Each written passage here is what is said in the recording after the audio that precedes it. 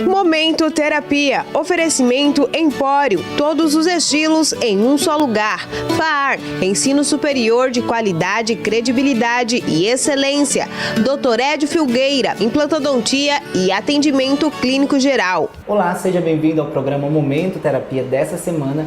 O meu nome é Rafael Ribeiro, eu sou psicólogo e na entrevista de hoje eu estou entrevistando o Dr. Rafael Kapchan. Ele é cirurgião plástico, ele vai estar esclarecendo algumas dúvidas para nós e para as mulheres que mandaram também as suas perguntas, e homens também. Doutor, seja bem-vindo ao programa Muito Momento obrigado, Terapia. Rafa, muito obrigado. É um prazer estar aqui hoje com vocês e ajudar todos os pacientes que têm dúvidas em relação à cirurgia plástica, a gente poder esclarecer e deixar a cirurgia plástica um pouco mais perto, mais fácil, mais acessível para os pacientes que estão assistindo o programa. É verdade, porque tem muitas dúvidas, muito preconceito, né, em relação à cirurgia plástica, a dor. Rafa, para a gente começar, vamos falar um pouco sobre como que você escolheu a cirurgia plástica como especialização da medicina, como que foi para você? Na verdade, é um processo longo, né? Desde antes de entrar para a faculdade, na minha família tem vários médicos e eu sempre tive muita afinidade com esse negócio de estética, de achar bonito, de tornar aquilo que não é tão belo, de ficar mais belo. E isso, dentro da medicina, é a cirurgia plástica, é aí que eu me encontrei. Certo. Gente, vamos perguntar agora para o Rafael, qual é a importância, Rafael, que você acha da cirurgia plástica hoje na sociedade? Porque uma coisa interessante que você falou, você vai lá e transforma aquilo que a pessoa não quer naquilo que ela deseja. Para você, qual a importância hoje? Ela é fundamental, porque muitas pacientes vêm aqui com a gente hoje na consulta e elas têm dúvidas em relação a como fazer para melhorar, como levantar a autoestima delas. E a cirurgia plástica ela é um suporte muito importante, é claro que não é só a cirurgia plástica que vai fazer isso, mas a cirurgia plástica é um suporte muito bom, muito interessante e que ajuda realmente as pacientes. Certo, é uma outra forma aí bem rápida e interessante de melhorar a autoestima, não é mesmo? Você percebe, o que você percebe no processo de mudança da pessoa? Às vezes ela vem, fala algo que está incomodando, você vê que a autoestima dela está baixa. Como que você percebe nesse processo de mudança da pessoa? Na verdade, o processo de mudança é gradual, né? A gente também não pode, às vezes, iludir a paciente que ela vem querendo uma mudança e a gente não pode oferecer. Então, a gente tem que ser bem pé no chão, orientar bem a paciente, falar aquilo que é possível ser feito e também dizer o que não é possível ser feito, né? E com isso, a gente consegue canalizar toda aquela ansiedade dela para um resultado cirúrgico efetivo, né? Rafael, fala pra gente quais são as cirurgias mais pedidas hoje em consultório. Olha, as 3 mais pedidas, em primeiro lugar é a prótese de silicone, em segundo lugar a lipoaspiração com liposcultura, em terceiro lugar a abdominoplastia. Certo. Eu vi mesmo que tem aqui uma prótese de silicone. Isso, essa aqui são exemplos de próteses que a gente sempre mostra para os pacientes durante a consulta. Os pacientes sempre têm dúvida, quer ver, quer pegar, quer tocar na prótese, saber como ela é, e a gente sempre tem alguns exemplos aqui para mostrar para os pacientes. Quantos milímetros é esse tamanho? Essa prótese aqui é de 360 ml. É um tamanho médio para alto e geralmente é em torno disso que as pacientes querem de volume de prótese. Certo. Aí elas podem pedir menor ou maior? Sim, depende dela. Depende da paciente e depende também se cabe uma prótese maior ou menor. Então depende do nosso conceito e do que a paciente deseja.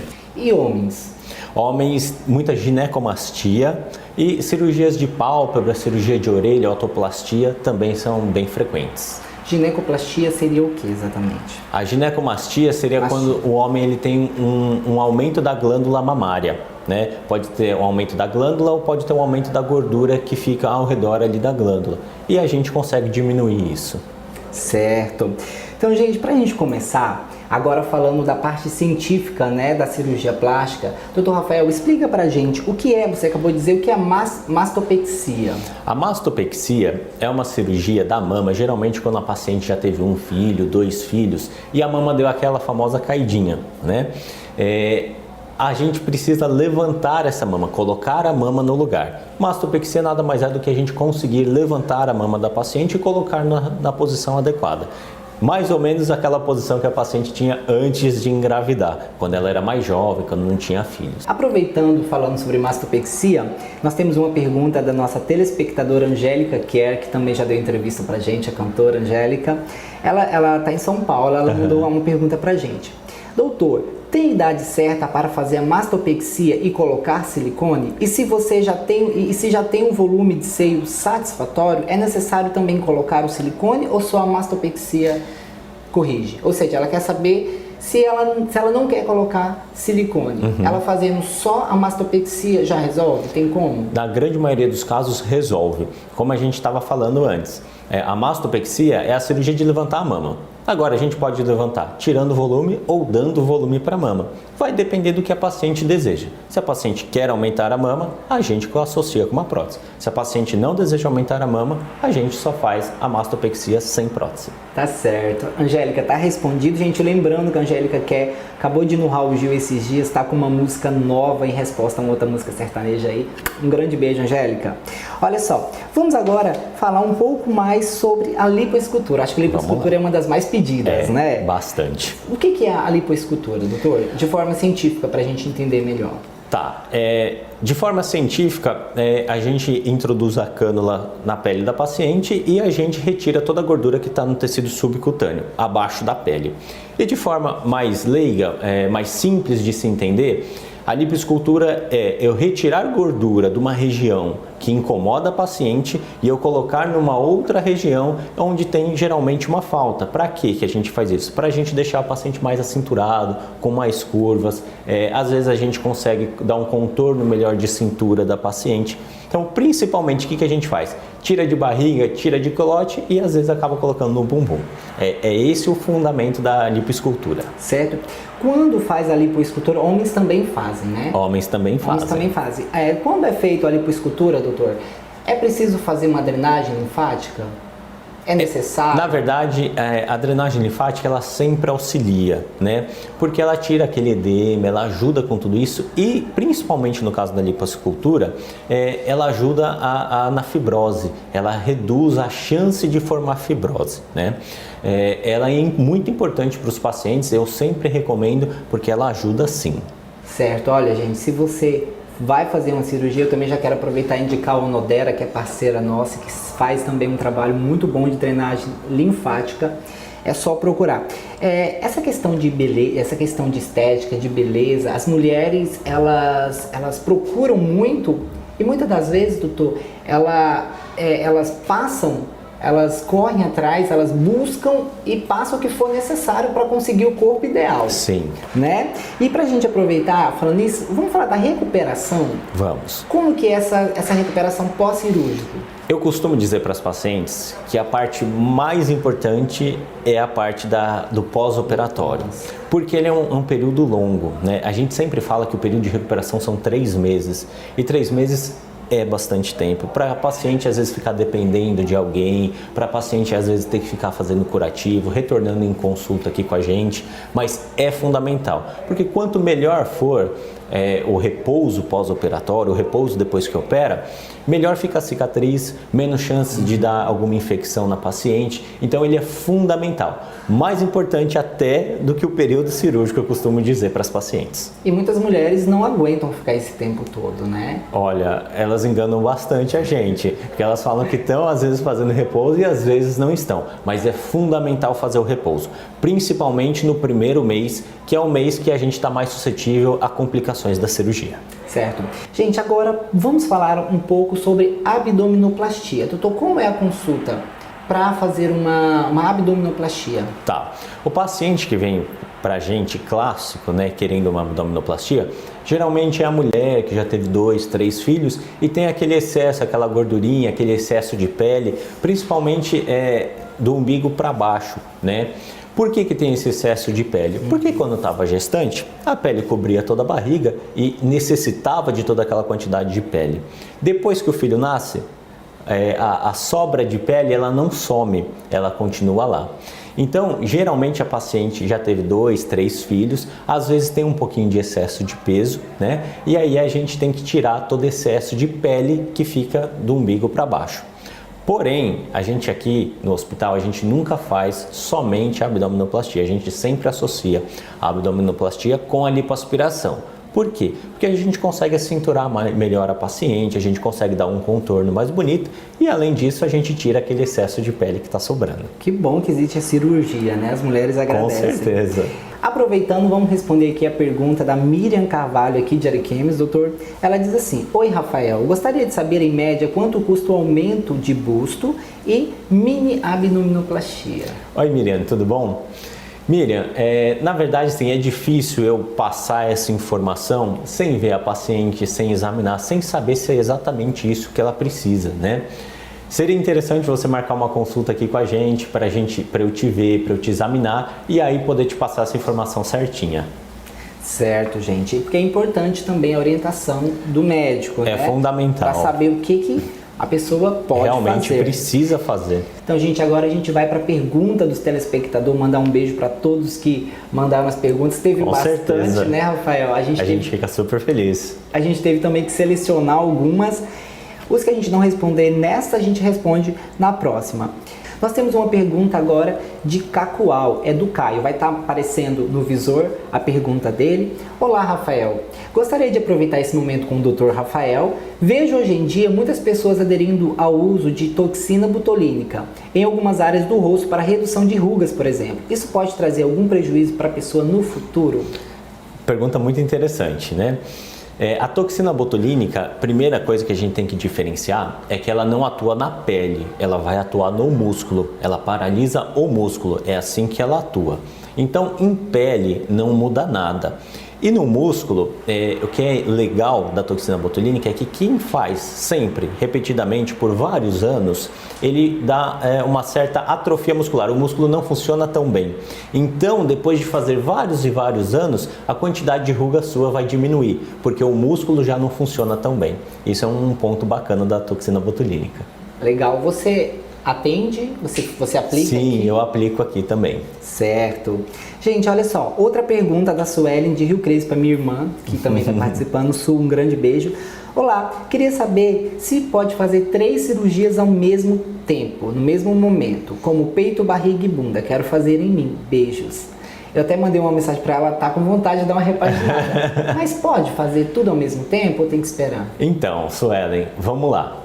Que nem eu falei um pouquinho antes, quanto maior o tempo cirúrgico, maiores são os riscos. Então, se no pré-operatório, se antes de operar estiver tudo bem, os exames foram feitos, sem alterações nenhuma, a gente até pode associar a cirurgia tripla, que a gente chama, que seria uma lipoescultura, abdominoplastia e mama, né? Então dá pra gente associar, mas temos que saber que os riscos são maiores e a gente tem que estar bem preparado, o paciente bem preparado, para a gente poder enfrentar essa cirurgia. Tá certo. Temos mais uma pergunta aqui, essa de Nova Iguaçu, Rio de Janeiro. Acompanha a gente online. Que bacana. Oi, Rafael. Gostaria de saber qual a diferença entre o silicone intramuscular e aquele que é colocado pela auréola do seio. Beijos, Rúbia. Rúbia, tem 2 conceitos aqui que a gente tem que separar para a gente explicar direitinho.